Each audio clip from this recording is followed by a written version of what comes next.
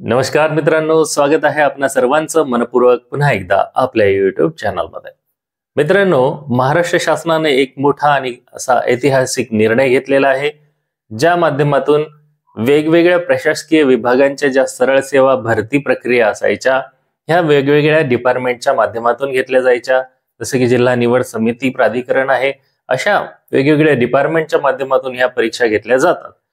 परंतु इथून पुढे मात्र ह्या सगळ्या ज्या परीक्षा आहेत ह्या MPSC मार्फत घेतल्या जाणार आहेत, अशी ही महत्त्वाची अपडेट आहे मित्रांनो। आणि या जर माध्यमातून म्हणजे MPSCच्या माध्यमातून जर या विविध परीक्षा घेतल्या गेल्या तर त्याचे काय परिणाम होणार, जसं की शिक्षक भरती, पोलीस भरती, तलाठी, ग्रामसेवक या सर्व भरत्या देखील MPSC मार्फतच होतील का, किंवा पवित्र पोर्टल मार्फत चालू असलेली सध्याची ही शिक्षक भरतीची प्रक्रिया आहे ही देखील MPSC मार्फत घेतली जाणार आहे का, किंवा जे विभाग स्वतःच्या परीक्षा घेत होते ते विभाग आता पुढे कार्यरत राहतील का, किंवा या सगळ्या प्रक्रियेमध्ये सर्वात मोठा प्रश्न जो असेल तो म्हणजे ही प्रक्रिया जर लागू करायची झाली म्हणजे MPSC मार्फत ह्या परीक्षा जर घ्यायच्या झाल्या तर पुढे त्याला किती वेळ लागेल, या सर्व विषयांवर आपण डिस्कस करणार आहोत मित्रांनो। आणि त्याबद्दल विशेष अशी माहिती जाणून घेणार आहोत। परंतु तत्पूर्वी जर तुम्ही चॅनलवर नवीन असाल तर आपणास विनंती आहे की आपण या चॅनलला सबस्क्राइब करा मित्रांनो, आणि नोटिफिकेशन बेलला ऑन करा, जेणेकरून तुम्हाला असेच नवनवीन अपडेट्स आणि इन्फॉर्मेशन ही मिळत जाईल। चला तर मग सुरू करूया आजच्या या व्हिडिओला। बघा मित्रांनो, एक शासन निर्णय मागे झालेला आहे आणि त्या शासन निर्णयावर एका अननोन व्यक्तीने काय केलेलं आहे, RTI म्हणजे राईट टू इन्फॉर्मेशनचा वापर करून माहिती घेतलेली आहे। चला तर मग आपण जाणून घेऊया या बाबतीत डिटेलची इन्फॉर्मेशन। बघा मित्रांनो, या ठिकाणी स्क्रीनवर तुम्हाला हे सामान्य प्रशासन विभाग महाराष्ट्र शासन यांचं हे लेटर हेड दिसत आहे आणि यामध्ये प्रति जिथे व्यक्तीचं नाव ब्लर केले गेलेले आहे म्हणजे RTI च्या माध्यमातून कोणीतरी ही माहिती मिळवलेली आहे मित्रांनो। आणि या माहितीमधून आपल्याला ही जी आजची इन्फॉर्मेशन आहे ती मिळत आहे।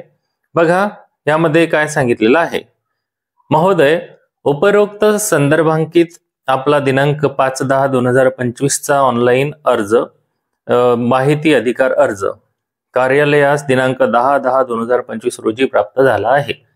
इम्पॉर्टंट इन्फॉर्मेशन समोर आहे मित्रांनो।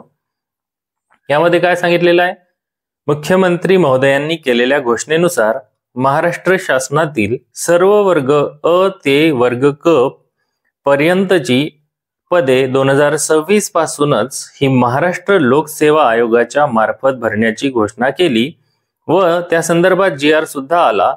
यांनी यावर काम करण्यासाठी एक समिती नेमली आहे आणि समितीने कोणकोणती पदे महाराष्ट्र लोकसेवा आयोगाकडे वर्ग केले आहे व केले जाणार आहे याची यादी आम्हाला पुरवावी व यामध्ये महानगरपालिका व जिल्हा परिषदेतील पदांचा समावेश आहे का या बाबतीत आम्हाला माहिती द्यावी, असा एक प्रश्न केला गेलेला आहे।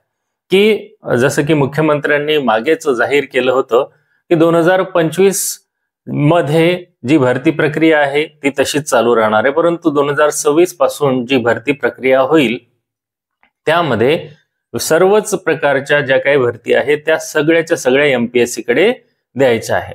मग माहिती अधिकाराच्या अंतर्गत याचिकाकर्त्यांनी म्हणजेच अधिकाराचा वापर करून माहिती घेणाऱ्या व्यक्तींनी प्रश्न विचारला की कोणकोणत्या पदाच्या भरती ह्या MPSC मार्फत होणार आहेत, त्याच्यामध्ये जिल्हा परिषद आहेत किंवा नगर परिषद आहे यांचा समावेश आहे का, तर त्यांच्याकडून काय उत्तर आलेलं आहे बघा या ठिकाणी आपण ते पाहूया। याबाबत नमूद करण्यात येते की सामान्य प्रशासन विभाग शासन निर्णय दिनांक 18 जुलै 2024 नुसार राज्य शासनाच्या अखत्यारीतील सर्व शासकीय कार्यालयातील गट ब म्हणजेच अराजपत्रित आणि गट क म्हणजेच वाहन चालक हे वगळून पर्यंतची सर्व पदे महाराष्ट्र लोकसेवा आयोगामार्फत भरण्याचा निर्णय घेण्यात आलेला आहे। बघा मित्रांनो, या ठिकाणी काय सांगितलेलं आहे की महाराष्ट्र शासनाचा जो GR आहे 18 जुलै 2024 चा, या GR च्या नुसार आता शासनाच्या अखत्यारात येणारे सगळे क्लास 2 म्हणजे गट ब आणि क्लास 3 म्हणजे गट क, फक्त याच्यामध्ये वाहन चालक हे पद वगळून सगळेच्या सगळे पद हे एमपीएससीच्या माध्यमातून भरण्याचा निर्णय शासनाने घेतलेला आहे। यामध्ये इम्पॉर्टंट इन्फॉर्मेशन अजून समोर आहे मित्रांनो, काय की सर्व प्रशासकीय विभागांच्या संवर्गातील पदे सरळ सेवेने लोकसेवा आयोगाच्या मार्फत भरण्याचा निर्णय घेण्यात आलेला आहे।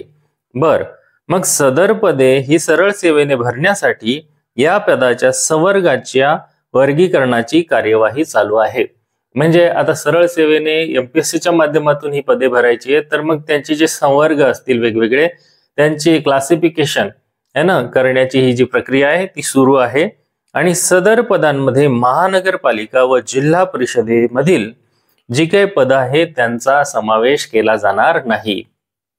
बघा मित्रांनो, एमपीएससीच्या माध्यमातून सरळ सेवेने ह्या सगळ्या प्रशासकीय सेवा आहेत यांची भरती करण्यात येणार आहे। आतापर्यंत एमपीएससी ही फक्त जे काही क्लास 1, क्लास 2 आणि क्लास 3 पर्यंतचे काही राजपत्रित पद आहेत त्यांची भरती करत होती, पण आता इतर सामान्य प्रशासन विभागामध्ये येणारे सरळ सेवेच्या ज्या काही पोस्ट असतात त्यांची देखील आता भरती प्रक्रिया याच्या माध्यमातून करण्याचा निर्णय घेण्यात आलेला आहे।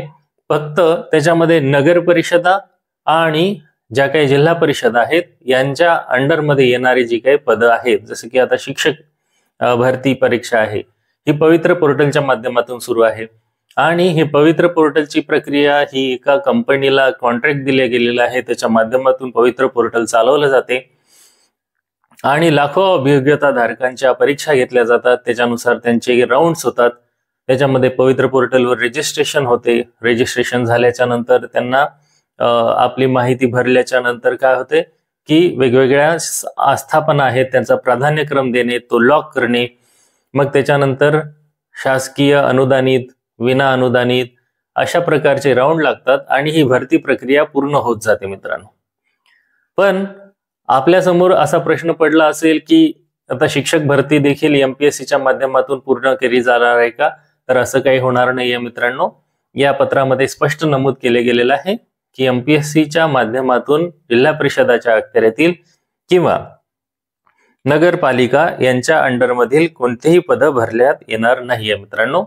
आणि हे सोशल मीडियावर व्हायरल होणारं एक लेटर आहे जे आपण या माध्यमातून ती अपडेट घेतलेली आहे मित्रांनो।